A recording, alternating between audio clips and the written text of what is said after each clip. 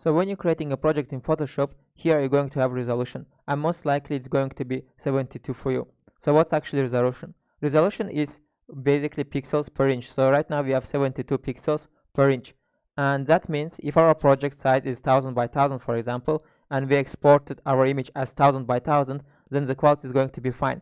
But if we wanted to export it bigger size than 1000 by 1000, then the quality is going to be already bad.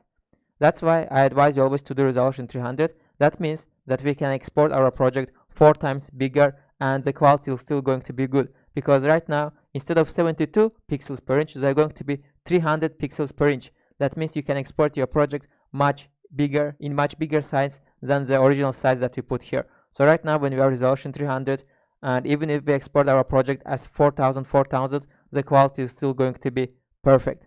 So that's it. Just make sure resolution is always 300. It's that simple. Done. This was a quick, no bullshit tutorial. If you want to learn Photoshop's top secrets that not even one person knows, check the link below or get my free Photoshop course. Peace. See you in my next lesson. Bye.